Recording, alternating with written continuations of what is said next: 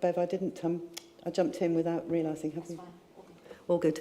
So we are live streaming this meeting, and it's my apologies for being a few minutes late.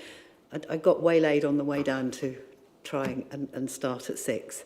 But I very much welcome everybody to this meeting of Cabinet. Just to say that the meeting is being live streamed to the Cheltenham Borough Council YouTube channel, and it's recorded for training purposes. Particularly welcome to a gallery of public. You're very welcome. It's a real pleasure. We don't often get people just come, and it's actually much nicer to actually do these meetings with the public and engage with them, as opposed to us just talking to each other, really, even though we know some people do watch online. So I have to say that actually by you being here, you're consenting to that live stream, and that if you, I mean, we don't have cameras on you, but if you, I think what the wording is if you make a representation to the meeting, you're consenting to the use of those sound recordings for broadcasting and training purposes. We don't have any fire alarm test planned, so if the fire alarm does stand, please make your way to the nearest fire exit. I've got apologies from Councillor Clucas, Councillor Atherstone and Councillor Jeffreys for tonight. Are there any members who've got a declaration of interest? No. Thank you. That moves us on to the minutes of the last meeting. Are there any comments from anybody on those? No? Then I will sign those in. Do you have a pen? Didn't get it. No, I've got. Oh no, sorry, I've got a pen. Lots of pens being shoved at me.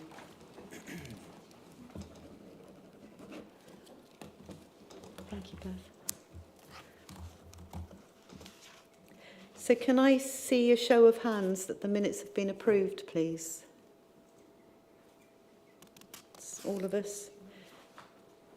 There are today no members, no public questions, and there are no member questions either today, which then therefore leads us on to the next agenda item, which is actually, if you members will remember, that we had a referral to this committee, to the Cabinet from full council following a motion that was passed, and that was that we asked that Councillor Clucas who's the Cabinet Member for Safety and Communities, we asked her to bring back an outline of what the route would be for the developing options appraisal for further improvement engagement with young people to add value to the work that this council already does. There is a briefing on page 13 of the report that I would like to invite any member that might want to make a comment. This is purely the outline as requested of what the next steps are, and it will come back with a more detailed back in July. Does any member wish to say anything? Councillor Wilkinson. Thank you, Leader. Just very briefly to say that I think one of the things that came out in the original council meeting when we discussed this motion was that there was an awful lot of good work going on to engage with young people in Cheltenham already in various ways, and it's just good to see that the options appraisal now has some sort of map towards bringing together some future work which can be defined by what young people in Cheltenham think they would rather happen to be engaged with. So. Any other member? I think one of the things for me, yep, Councillor Collins. Yeah, thank you, Leader. I just really iterating a point that Councillor Wilkinson made then, that it wasn't as if the Borough Council weren't doing anything, and this is about enhancing and exploring even more additional outreach stuff, which I think is a very positive step to take. So I welcome this, and I hope that we can go even further.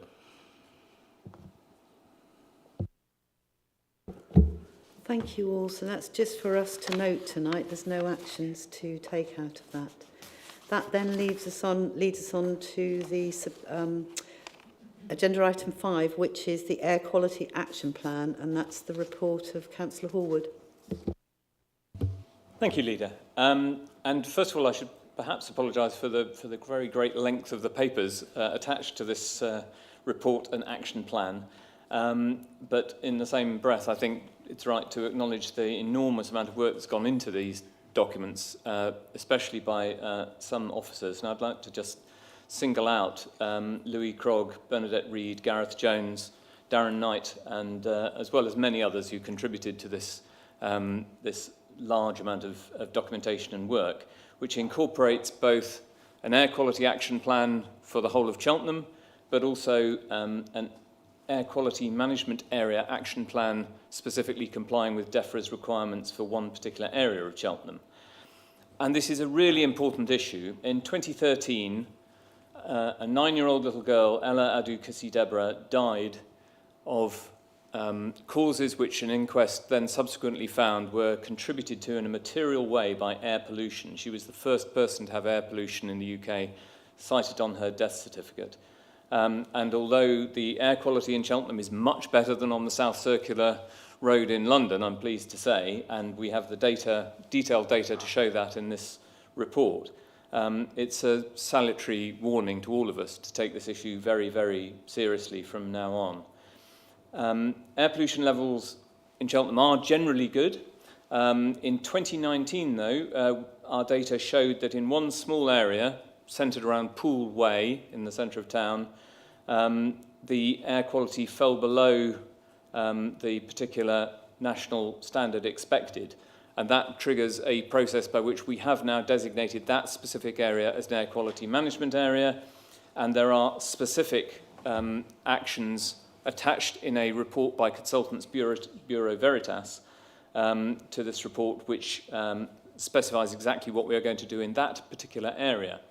But not long after that, our then Cabinet portfolio holder, which was Councillor Wilkinson, made a clear commitment for this council, which I think was absolutely right, that we wouldn't stop at just that statutory air quality management area. We would develop an air quality action plan for the whole borough and bring that forward to council, and that commitment is what we are fulfilling today.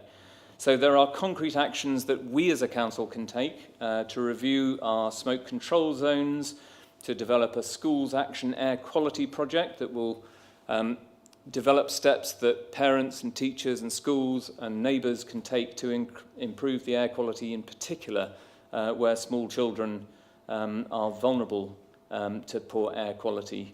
And it also includes steps that we can take, for instance, getting the most polluting taxis off the roads immediately and working to move to a completely clean fleet by 2030.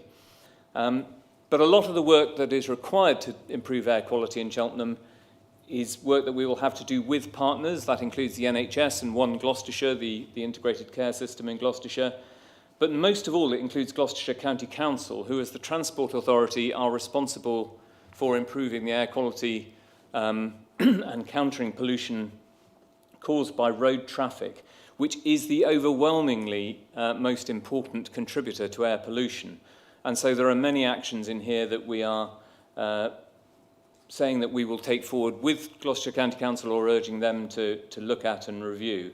And I hope that we will work closely together with them. But our clear commitment in this air quality action plan is to keep monitoring air quality on a comprehensive basis across the whole town, to exceed national targets, and to continually work to improve air quality and therefore people's health in Cheltenham. And that's something that this report and this air quality action plan sets out specific steps that we will take in order to achieve ourselves and along with partners.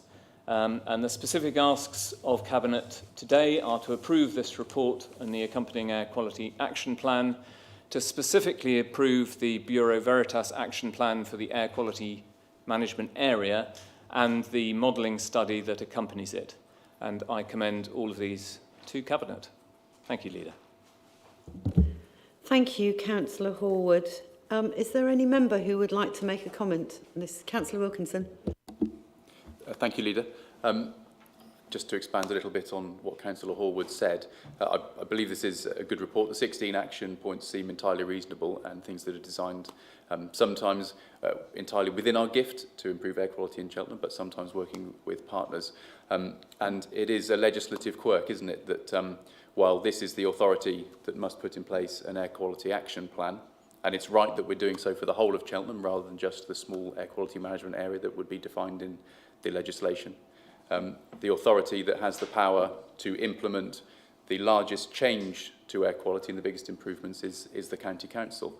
And this authority has set in place its desires for improving air quality as part of a sustainable transport plan in the Connecting Cheltenham report.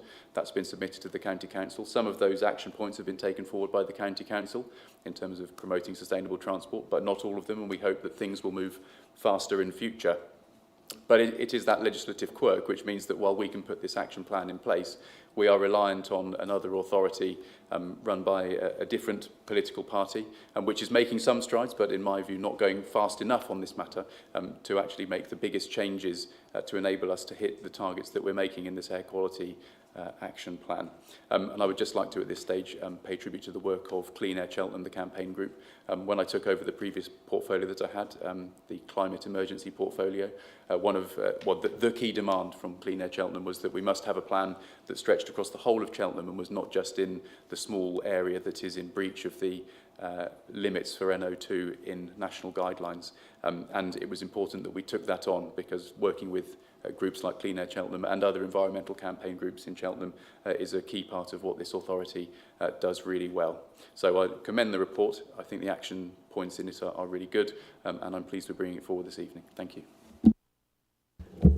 Councillor Collins. Yeah, thank you, Leader. Again, I seem to be following Councillor Wilkinson tonight and echoing what he said, but you won't be surprised to hear that I read every single character of this report, and I was delighted to see that the Golden Valley development got a mention, because that is so important. Almost gives us a clean sheet of paper, if you will, to do this properly. And it goes right out to the western tip of Cheltenham, and of course where we've got the new Alcourt Transport Hub, which is currently under construction if you drive past it, or sorry, walk past it or cycle past it. And that's going to make a big difference, and we can really then showcase the difference that these two big green developments are going to make to air quality in our borough, and we can perhaps showcase that to other authorities who may be embarking on a similar plan to us. Thank you. Is there any other member that wants to make a comment? Councillor Horwood, is there anything you want to add? No, I think actually Councillor Wilkinson and Councillor Collins have made very good points. Action 8 is there with the Alcourt Transport Hub, and the points Councillor Wilkinson made about the working with the voluntary sector and with Clean Air Cheltenham and other campaign groups, including the Civic Society, who also contributed to this, to the consultation, is very important, and I wouldn't add anything to those comments. Thank you. Can I see a show of hands to approve the recommendations? It's a unanimous approval. That leads us on to agenda item 6, which I have to say isn't quite as exciting as the action plan for forgive me, Claire. It's what I would go on to say is that the information governance is actually a really, really important piece of framework of the direction that this and accountability that this authority has to have. And it isn't exciting reading, but it's really important reading. And actually, for me, it's also important that the language that's used in those documents actually makes sense to people. It's easy to read. So it's a whole suite of documents, and as part of our legislative and governance framework, this council is required to demonstrate its compliance with data protection legislation and must put in place appropriate technical and organisational measures to demonstrate this. So this report, it's quite long, does bring forward a suite of documents which seeks to set out the Council's policy position in this area. So it's the Information Governance Framework, the Data Protection Policy, the Data Protection Impact Assessment Policy, and I'm going to struggle with these words, and anonymisation and pseudomisation policies are brought forward. The Data Quality Policy, the Data Retention Policy. I did have to go and look up anonymisation. Anonymisation I got, but the pseudomisation I didn't get. I had to go and look it up and think, what on earth is that? But thank you, Claire, for the work that you've done on all those documents. And I did actually enjoy reading them because they do matter, because it's what holds this council accountable. So that information governance framework sets out the council's overall approach to our information governance. This is then supplemented by those associated policies that are set out in the appendices in appendices 2 to 6. Once approved, this council will implement an action plan to ensure that the policies are fully embedded and complied with assurance that will be provided by the corporate governance group and via the audit process. So it's not just this, it has a course that runs throughout the year that the audit and governance committee will also look at. I'm happy to take any questions. If everybody's read it and do have questions, then please do ask. Otherwise, I'm looking for Cabinet to agree to adopt these policies with effect from the 1st of June this year.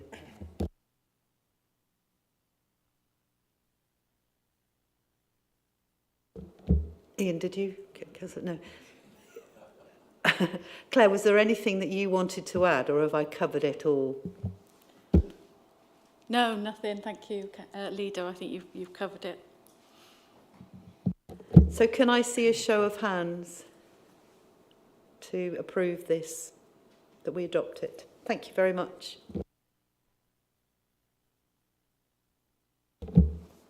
So this one, the next report, is the application for designation of a neighbourhood forum. Some of us have been around for a while, and actually this came before the council for that designation some years ago. But unlike parish councils who have a plan, they just roll over. Whereas where you have a neighbourhood forum, they have a lifespan and have to be renewed, basically. And that's what this is. This is renewal of that neighbourhood forum. It's the report of the Councillor Horwood again, so I'll hand over to him.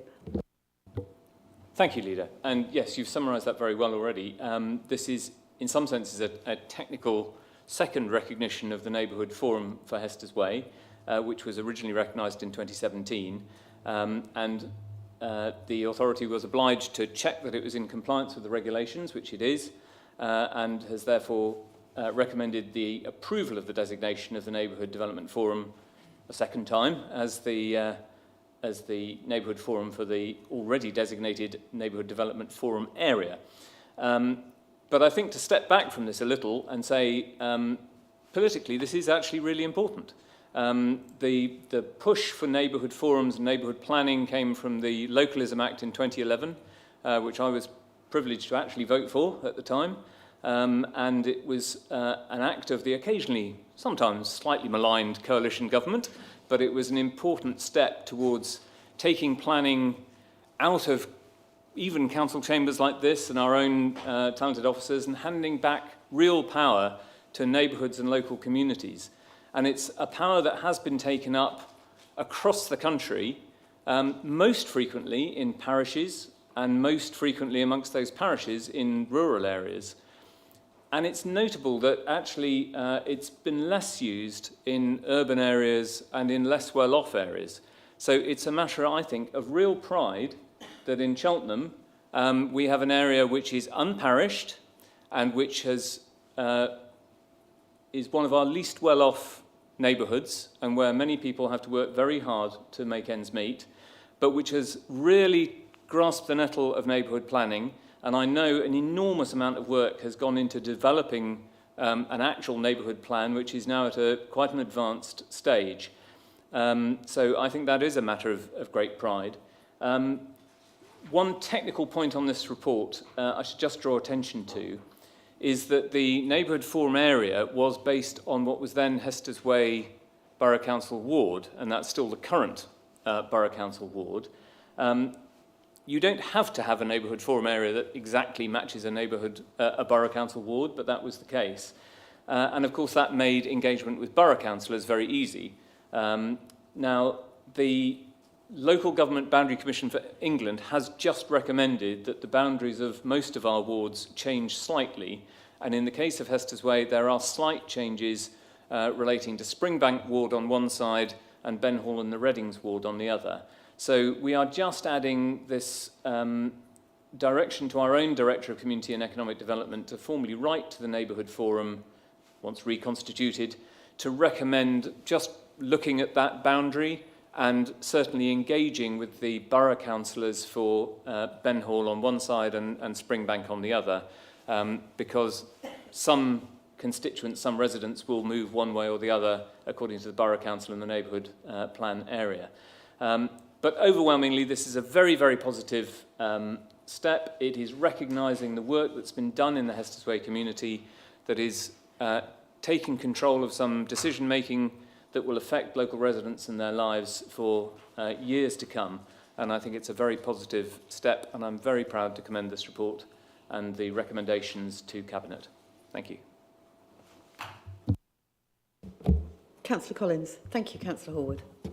Thank you, Leader, and thank you, Councillor Horwood, for a report which made very good reading. And as I say, you've covered it again there with what a good report it is. It's good for the community as a whole.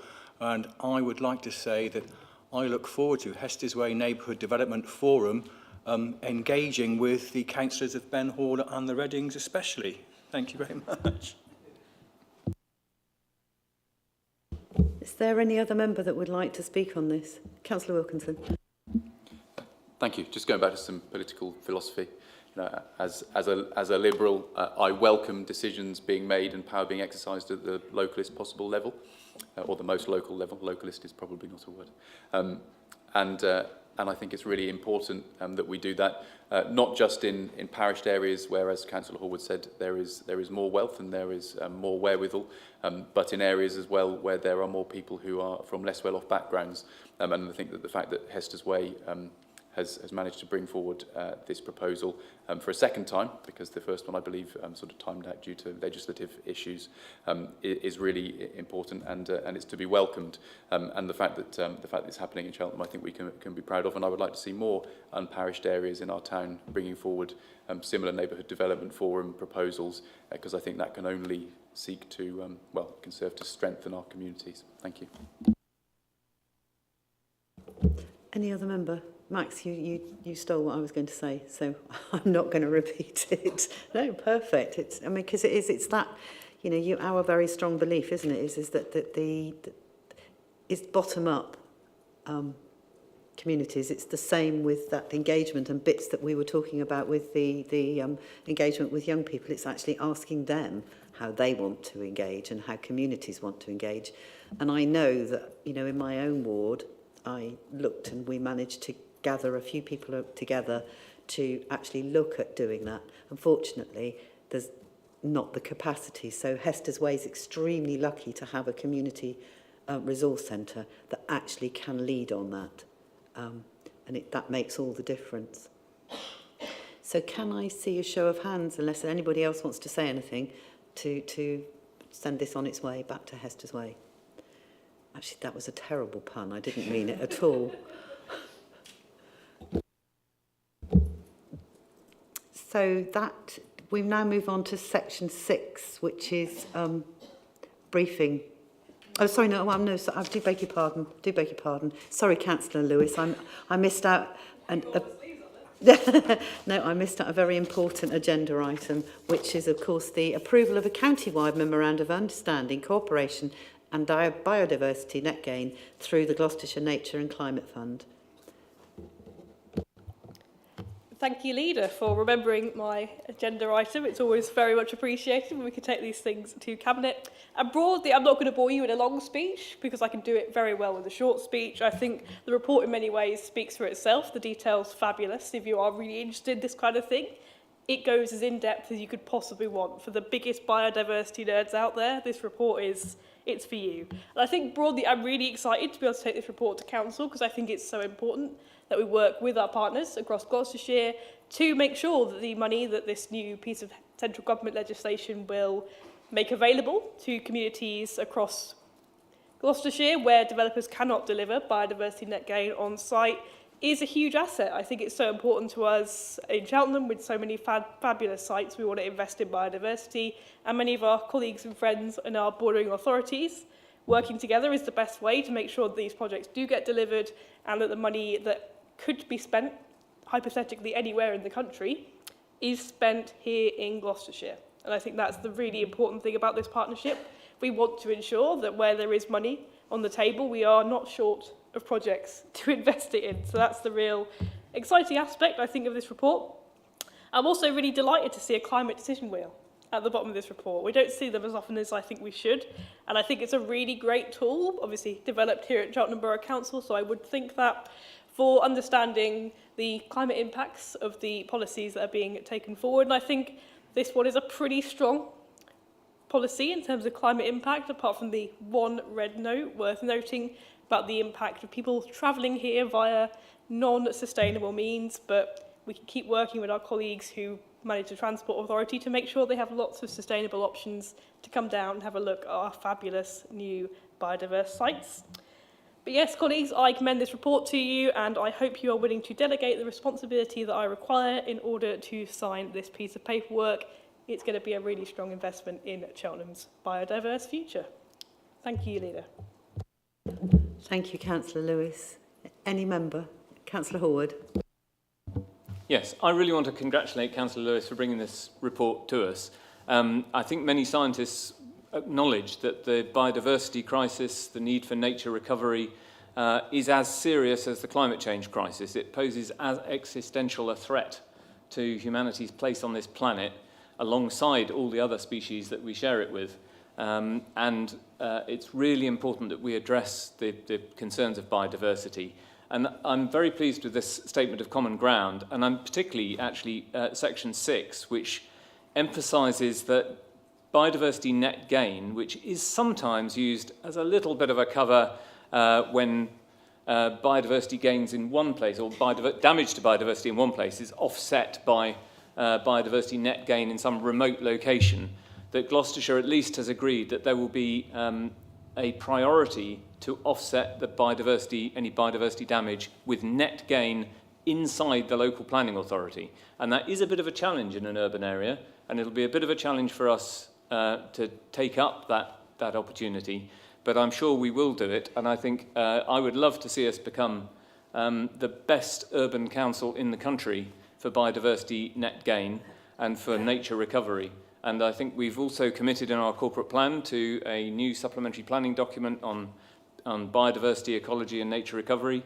And so I think we should take this very good report as the starting point and really push this agenda and make this one of the recognised as one of the greenest local authorities in the entire country. Thank you very much, Leader. Is there any other member that would like to speak? Councillor Doby. Perhaps I'll take the opportunity to mention on the back of what Martin said, Councillor Horwood rather, that here in Cheltenham, of course, we are taking our own local steps all the time towards increasing biodiversity.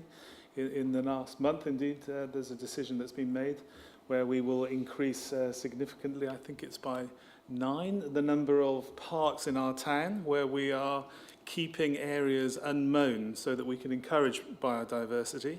And at the same time, we were also looking to amend, tweak our schedule for cutting the grass, our grass verges and so on, in public green spaces, so that we can, again, encourage biodiversity. And I'm not promising, I will say this again on the record, in no mow May, it's not that there will be no mowing in Cheltenham, but there will be less mowing in Cheltenham, and we're trying to mow in a very careful way, which is deliberately designed to increase biodiversity. Thank you, Councillor Dovey. One of the things that I find really exciting is actually this wheel. And I think that wheel, it applies to every single report that we do. And what I think we should be really proud of as an authority is that actually that's been recognised nationally as good practice and will be rolled out. So if I could see a show of hands, I think I actually would just like to say that this is a memorandum of understanding is not just for us, but this is across. So every other district will be signing up to this as well. And I think, you know, we've got a number of those partnerships now where we are working much more closely with the other districts where we can and where it benefits all of us to do that. And it actually crosses the political divide as well. And I think that's an important one because, you know, all of us have signed up to various climate emergencies and different things that are recognising the really significant issues that we as a world actually face in terms of pollution, etc., etc. So it's great that we actually as a county can all sign up to that. So if I could just see a show of hands, please. Thank you, and thank you, Councillor Lewis, for bringing this forward to us. Having neatly forgotten you and moved on to the briefing session, I will now move on to the briefing session. Shall I start with you, Councillor Lewis? Thank you, Leader. I do love being appreciated on multiple occasions with a very short period at Cabinet. And I just broadly want to congratulate the continued work of the Cheltenham Zero Partnership, who are coming on in leaps and bounds since our restructure. I think it's a really exciting new aspect of how we are looking at supporting businesses, community organisations across Cheltenham. They've just launched a fabulous series of workshops, many of them hosted here at Cheltenham Borough Council. And where else in Cheltenham would you ever want to visit? So it's well worth signing up for those, and that's my update. Thank you, Leader. Councillor Horwood, any updates from you? Councillor Doby? Councillor Wilkinson? A few things, thank you, Leader. The first is the good news that we've launched the Feed Cheltenham Leisure Pass. This is for people who use food banks. They will now be entitled to a card that entitles them to 12 leisure visits to Leisure to do things like soft play, go to the gym, maybe do an exercise class and some money off classes as well. And I'm a big believer in exercise for physical and mental health, but I know that in the cost of living crisis, that's one of those things that a lot of people haven't been able to afford to do. So I'm pleased that we've been able to launch this with the NHS, with the Cheltenham Trust, and with various other partners too. In less good news, people would have read that the Honeybourne line extension south of Cheltenham Spa railway station has hit the buffers somewhat. However, we're hopeful we can keep it on track with some partnership working in future, as yet undefined, but we're not going to let this one go just because at the moment there isn't enough money there to deliver it. That was being funded by the DFT, and it was a cut by national level funding, cut off national level funding that has led to the scheme not going forward at this stage. I'd like to thank the Cheltenham Education Partnership for inviting me to a question and answer session at the University of Gloucestershire. There were some extensive discussions around the big challenges facing the world, including migration and the climate emergency and cost of living and inequality, and it was a wonderful afternoon. I'd also like to thank Cheltenham Spa Bowling Club for inviting me to their open day. I wasn't very good at bowls, but I did learn an awful lot about the game from the members, so I'd like to thank them. And finally, I was happy to attend a fundraiser for the Lansdowne Art Studios at the Royal Oak in Prestbury, right at the beginning of last month in April. Of course, we know that they're trying to find a new place or stay in their existing home depending on what happens with the Lansdowne industrial estate. And they formed, I believe, a community interest company, not-for-profit organisation, and they're raising funds to ensure that they can guarantee their future, and I'm pleased to be supporting that. Councillor Collins. Nothing at this time, Leader. So the only thing I wanted to say, I mean, I'm obviously going to be reaching out to, following the local elections, reaching out to, well, I have already reached out to Cotswold and to Tewkesbury, just to see, and we'll do in due course with Stroud, Gloucester, which obviously they haven't had elections, but the Forest have.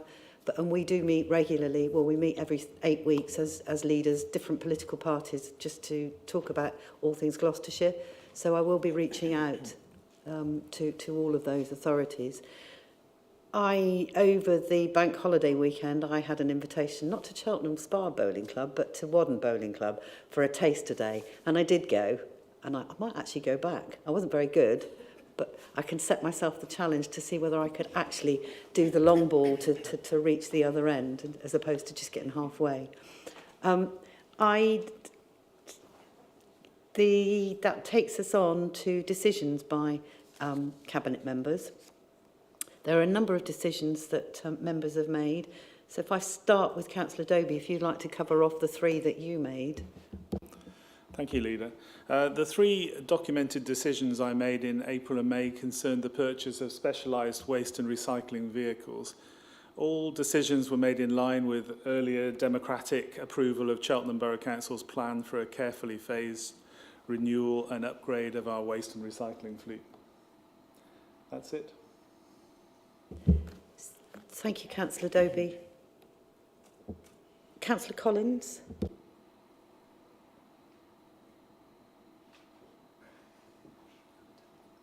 Sorry. I wonder what's happening then. Thank you, Leader. Okay, this one is to engage both a design, development and a project management company to lead on the development of 232, 242 and 254 High Street, better known to us as the Poundland site. It is an incredibly complicated project. Things like it's actually attached to a Grade 2 listed building, which gives challenges. The services are just below the surface. So it's going to be very difficult there. It's a very constrained site, it's very close to the highway. All sorts of things that are going to make it very different and very difficult to actually manage. So we thought it was best to engage these guys at the earliest possible moment so we could mitigate some of these challenges going forward. Thank you. Councillor Horwood. Yes, I took a decision to accept a grant of £245,986 for the community alarm system. It's not a hard decision, I accept. But this is, it's worthy of note. This council supplies over 1,000 lifelines or community alarms to vulnerable people in Cheltenham. That is literally a lifeline in extremis for people, but it also lends confidence to people who are vulnerable to live independently in the knowledge that they have an alarm system that they can use in emergencies. But the majority of those lifeline alarms are analogue, and of course we are in the later stages of the digital switchover programme, which government expects to be complete by 2025, in which all telephone services will eventually move to digital, and the remaining analogue lines will be switched off. So this is a timely grant, and it was put together along with other local Gloucestershire councils to the Gloucestershire County Council Fund, and the name of which has briefly escaped me, the Gloucestershire Strategic Housing Partnership Fund. And this will enable us to replace all of the equipment and replace it with digital equipment in a timely manner in time for the digital switchover completion in 2025. So it's very much to be welcomed. So I made a decision to appoint an interim accountable manager for the airport in the absence of the managing director for, and it is just for a period of time, but that decision was made. Councillor Wilkinson. Thank you, Leader. I took a decision to award a contract for the delivery and management of Cheltenham Ice Rink to S3K Limited.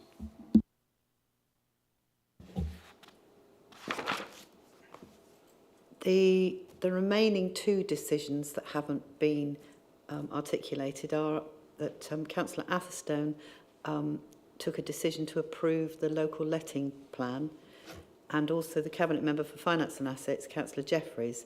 He took a decision to close the Town Centre East car park on the 29th and 30th of July for some redecoration as part of the Cheltenham Paint Festival, which would be quite exciting.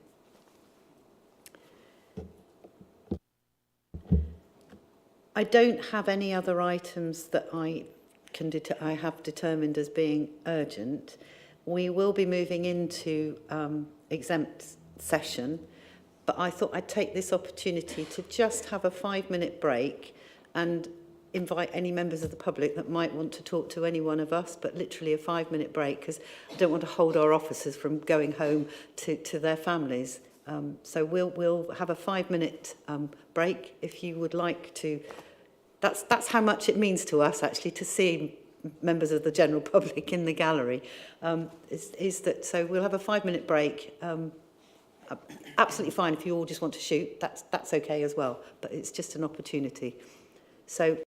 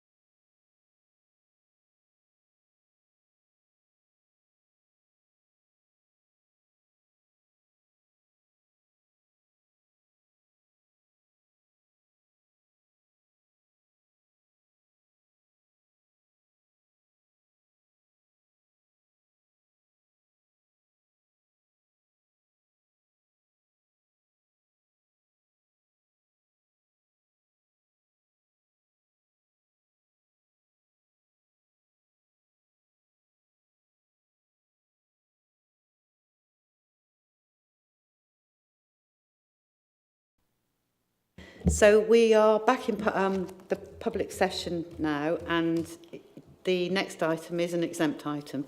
So I'm asking that in accordance with the section 100A of the Local Government Act 1972, the public be excluded from the meeting for the remaining agenda items, as it is likely that in view of the nature of the business to be transacted or the nature of the proceedings, if members of the public are present, there will be disclosed to them exempt information as defined in paragraph 5, part 1, schedule 12A of the Local Government Act 1972, namely, paragraph 5, information in respect of which a claim to legal professional privilege could be maintained in legal proceedings. And therefore, I would like to see a show of hands of that we go into exempt item at this point.